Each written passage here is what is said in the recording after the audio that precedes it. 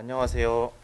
저희는 한국 카이스트 건설 및 환경공학과 폐기물 자원화 기술 연구실 K06 과제를 맡고 있는 박사과정 안병국이라고 합니다. 저희 랩에 대해서 간단하게 소개해 드리도록 하겠습니다. 네, 저희 실험실 이름은 위드랩인데요. 그 위드랩의 약자가 저기 왼쪽 아래에 있습니다.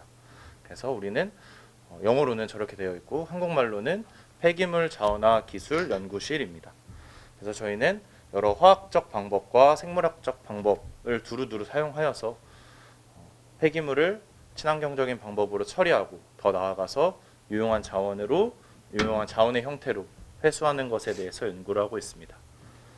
첫 번째로 저희 연구 주제와도 매우 직결된 생분해성 플라스틱을 미생물 기반으로 생산하는 것입니다. 이 부분에 대해서는 저희 주제랑도 비슷하니까 좀 더 자세히 말씀드리도록 하겠습니다.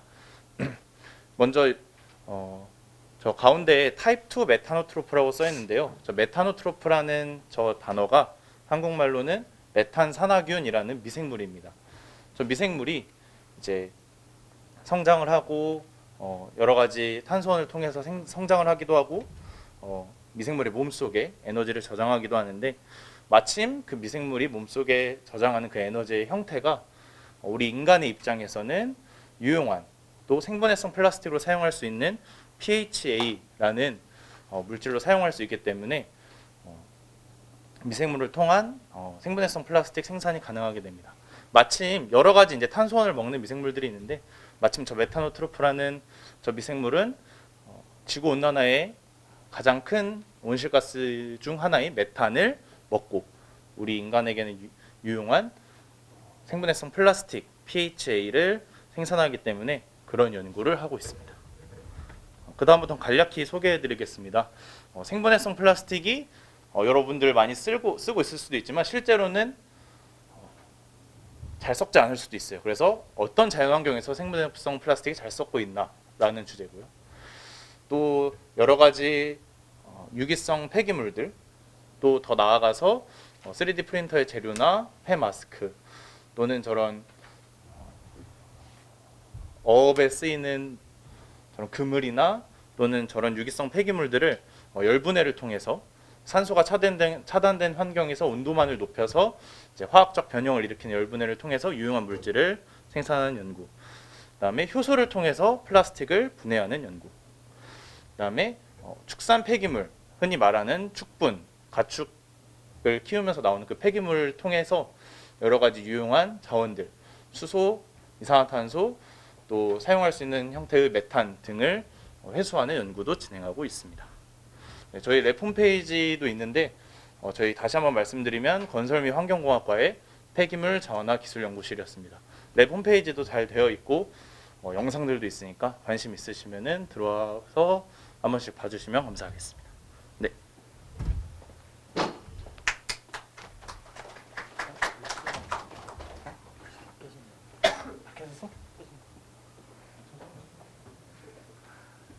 네, 그럼 이제 미생물 기반 PHA 합성 및 시뮬레이션을 통한 탄소원에 따른 기술 경제적 평가 발표를 시작하도록 하겠습니다.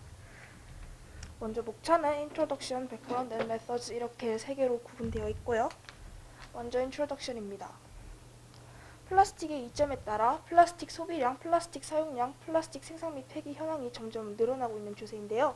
먼저 저기 맨 왼쪽 그림과 중간 그림은 한국을 비롯한 주요국의 1인당 플라스틱 소비량과 사용량, 그 다음 이제 맨 오른쪽 그래프는 우리나라의 플라스틱 생산 및 폐기 현황 그래프를 나타냅니다.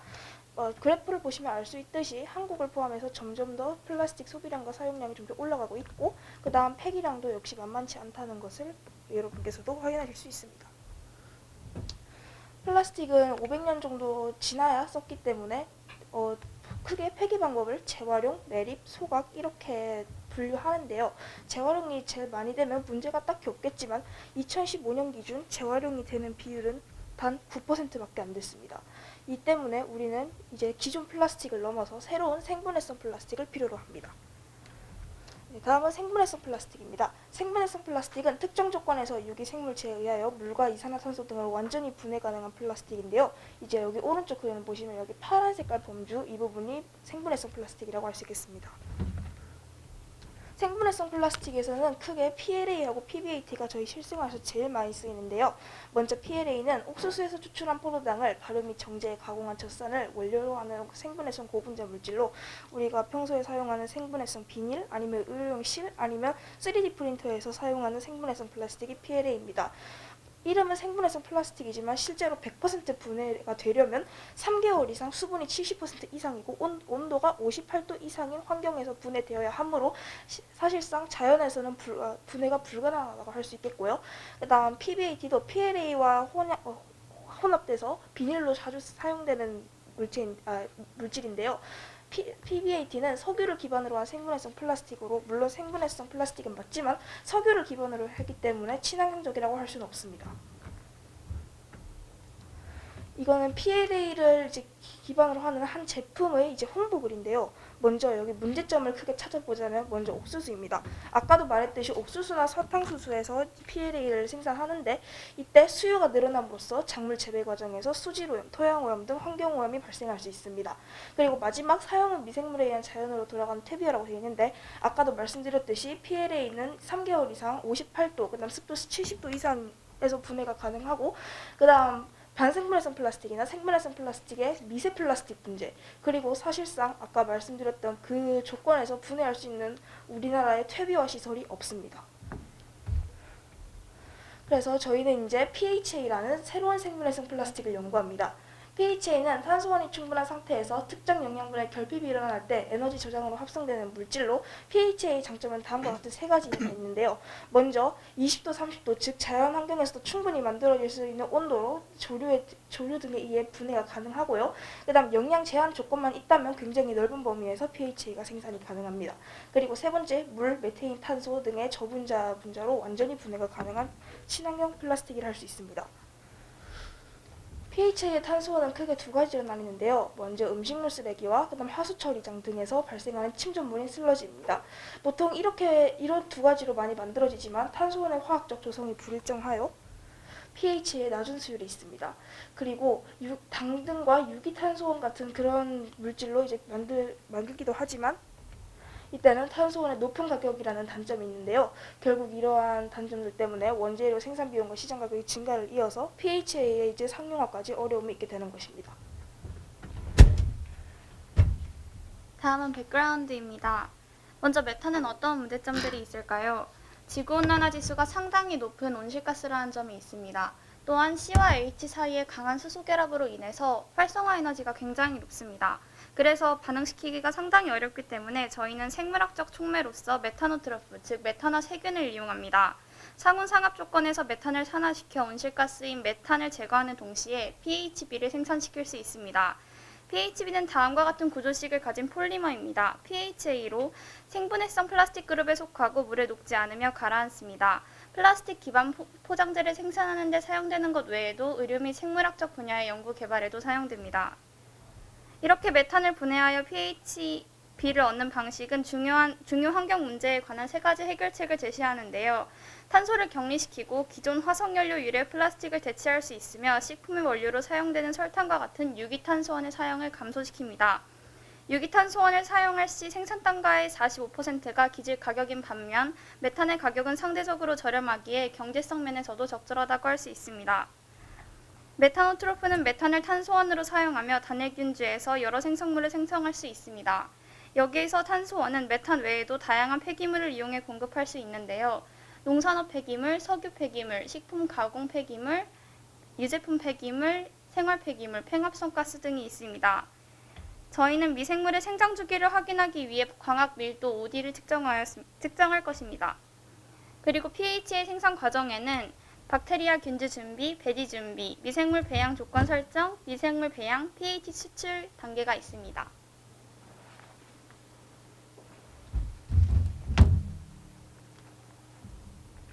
다음으로는 연구 방법을 설명하겠습니다. 저희는 우선 연구를 크게 pH 생산균주 배양, pH 생산량에 대한 정량 분석, pH 공정 시뮬레이션 이 세 단계로 나누었습니다. 먼저 메타노트로프를 성장시키기 위해서는 질소원이 필요합니다. 그렇기 때문에 저희는 질소원을 포함한 배지를 제작할 거고요. 이때 기질은 메탄, 메탄올, 그리고 메탄과 메탄올의 혼합물을 선정하였습니다. 배지를 만드는 방법은 증류수에 다음과 같이 나온 고체 시료와 액체 시료를 혼합한 후 오토클레이브를 이용하여 고온 고압 살균을 진행하고, 이 다음에 18개의 세럼버트를 6개씩 3개의 그룹으로 나누어 3가지 지역에서 얻은 메타노트로프를 각각 넣고, 거기에 저희가 쓸 탄소원인 메탄, 메탄올, 그리고 메탄, 메탄올의 혼합물을 각각 들어서 AMS 배지를 제작할 것입니다.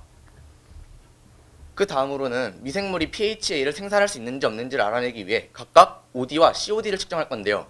우선 OD를 측정한 이유는 미생물이 많을수록 흑광도가 증가하는 경향을 보일 것이기 때문에, 이를 통하여 흑광도를 이용하여 미생물의 성장 여부를 확인할 수 있습니다. 그 다음에 COD를 측정을 하면 메타노트로프가 pHA를 만들 때 메탄올을 산화시키는데요. 이 산화된 정도를 알아낼 수 있는 값인 COD를 측정하여 미생물이 메탄올을 탄소원으로 사용하는지 사용하지 않는지를 확인할 수 있습니다. 그 다음으로는 pH 생산을 하기 위해서는 메타노트로프에서 질소가 결핍이 되어야 합니다. 그렇기 때문에 질소원을 포함하지 않은 배지를 제작할 건데요. 이 또한 기질은 똑같이 메탄, 메탄올, 그리고 메탄과 메탄올의 혼합물을 선정했고요. 배지를 만드는 방법도 아까 AMS 배지를 만드는 과정과 똑같지만, 여기서 질소원을 포함하지 않아야 되기 때문에 염화 암모늄을 첨가하지 않을 것입니다. 그리고 똑같이 18개의 세럼버트를 6개씩 3개 그룹으로 나누어 pHA 생산 배지를 제작할 것입니다. 이는 아까 제가 설명한 내용을 그림으로 간단하게 표현한 건데요. 우선 말했듯이 세 지역의 하수 처리장에서 메타노트로프를 얻어내서 이를 배지로 만들고, 그 다음에 메탄, 메탄올, 그리고 메탄과 메탄올의 혼합물을 탄소원으로 주입을 할 겁니다. 그럼 여기 이 배지에서 미생물이 성장을 할 수 있고, 이후 시간이 지나서 질소를 제거하는 과정을 거치면 생장이 멈추면서 메타노트로프 첸에 pHA가 합성되기 시작합니다. 이렇게 하여 pHA의 생산을 유도를 할 것입니다. 그 다음 pHA를 생산을 했으면 생산량에 대한 정량 분석을 해야겠죠. 저희는 이 정량 분석을 GC를 이용하여 할 계획입니다. GC를 이용하여 정량 분석을 하고, 이를 pHA 생산 능력을 비교하면서 FE 값과 FS 값을 도출할 것입니다. 이 FE 값과 FX 값은 시뮬레이션을 돌리는 데 필요한 값인데요. 저희는 시뮬레이션을 어스펜 플러스라는 프로그램을 이용하여 진행할 것입니다. 이 어스펜 플러스는 운전 요소를 직접 입력하여 공정 시뮬레이션을 하는 프로그램인데요. 이 시뮬레이션을 통해 다음과 같이 나와 있는 변인들을 달리하여 pH 수율을 각각 비교할 것입니다. 그리고 공정별 최적점을 알아내고 저희가 만든 기준을 통해 경제적 관점에서 효율성을 판단할 예정입니다. 발표 마치겠습니다. 감사합니다.